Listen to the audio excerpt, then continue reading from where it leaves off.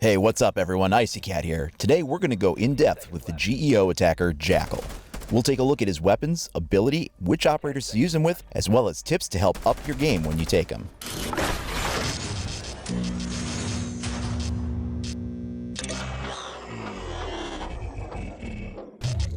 Jackal is the newest attacker for Operation Velvet Shell for the GEO CTU.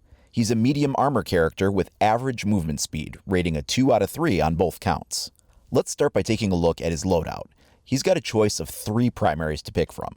The first is the C7E assault rifle. It does a solid 46 damage with a good rate of fire clocking in at 800 and uses a 30-round magazine. This gun is an all-around great choice, and it's fairly accurate and quite controllable in recoil, especially if you support it with a foregrip. Then there's the PDW-9 submachine gun.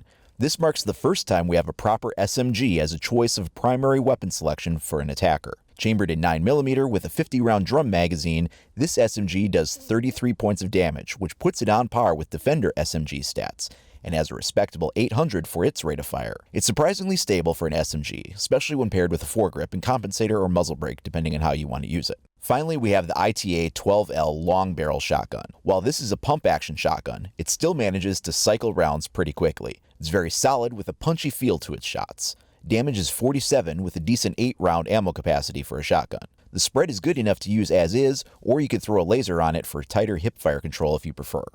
The secondary pistol is the USP-40 with a good 43 damage rating and 12-round magazine. You can also go for the new secondary option of the ITA-12S short barrel compact shotgun. This does 66 damage, but you will have a far shorter range than you get with the long barrel version. It also has less ammo capacity at 5 rounds instead of 8. It's a really great tool for making murder holes. This can effectively turn Jackal into a Buck Jr.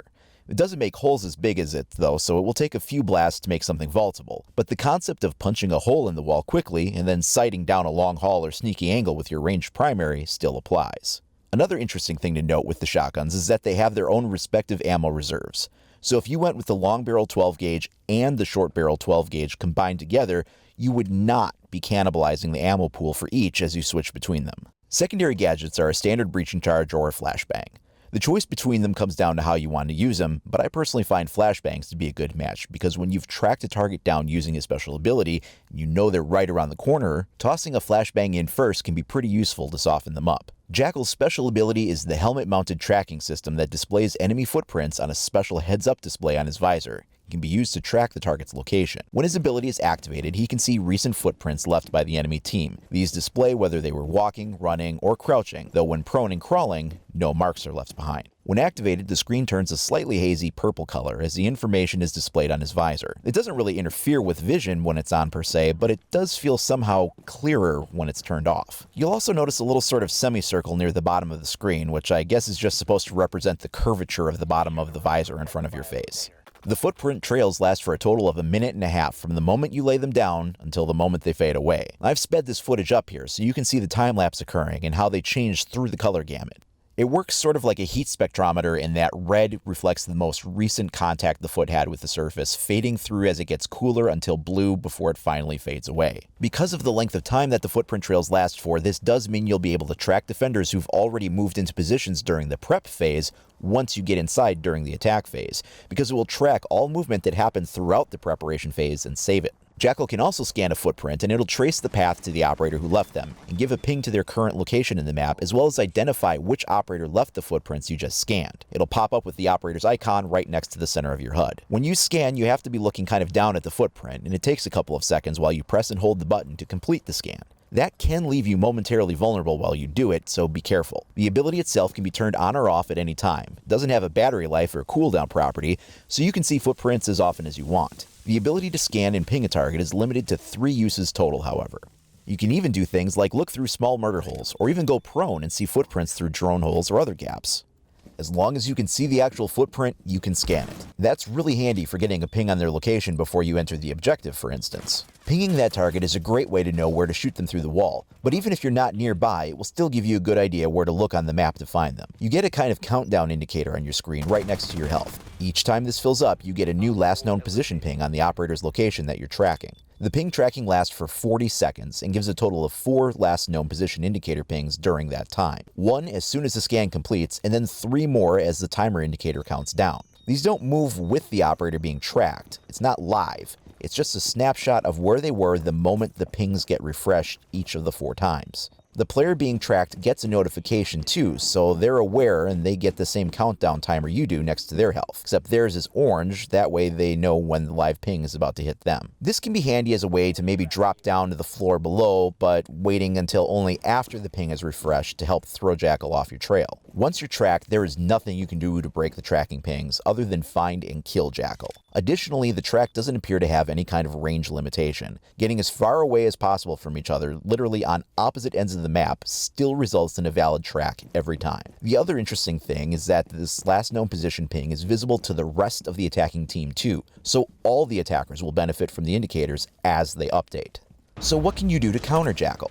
A few things. The simplest is to just shoot him. Yeah, killing him will solve the problem like I said before, but even a few rounds will cause his visor to get kind of staticky for a second with each hit as long as it's on.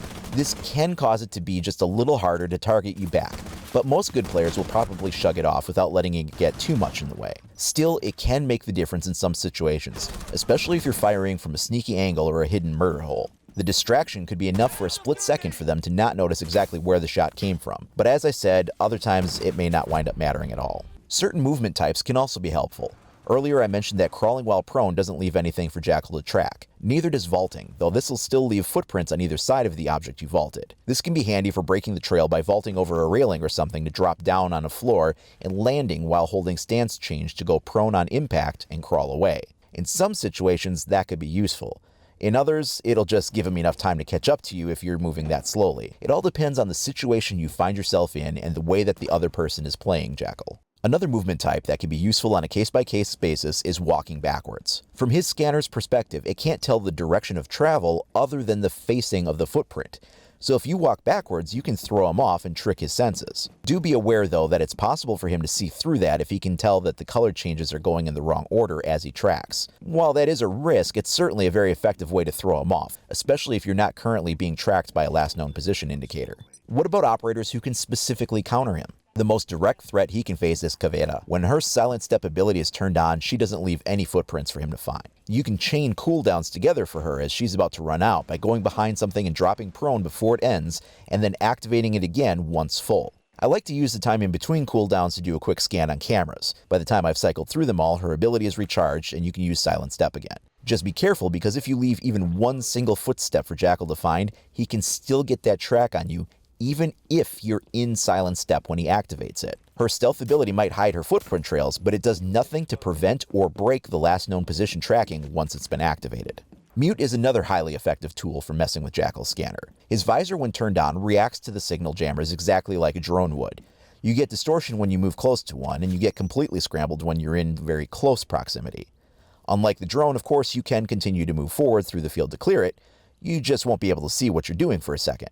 Shooting a jammer instantly clears the effect too, as does simply turning the ability off. Unfortunately, jammers don't break the ping tracking.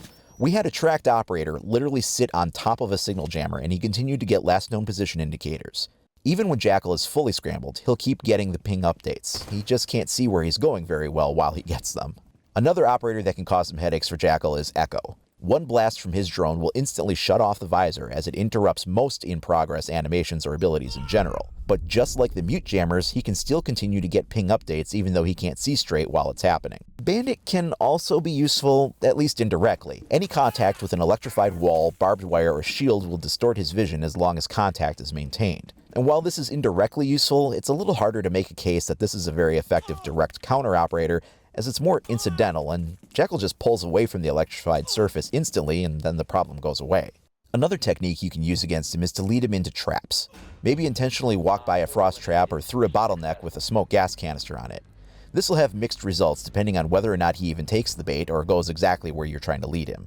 There aren't any specific support operators for pairing up with Jackal, but anyone that can deal with mute jammers or echo drones is an indirect help. Operators like Twitch, IQ, and Thatcher can definitely assist in getting rid of some of these hurdles for him. Other operators can make good use of the team awareness it brings them with the ping updates, especially someone like Laz who can easily fire through walls at pinned down characters from a long range, or fast movers who can move quickly to the last known position before they get too far away from it like Ash. He'll also help ferret out campers by revealing their location and helping make more informed breaching decisions in general.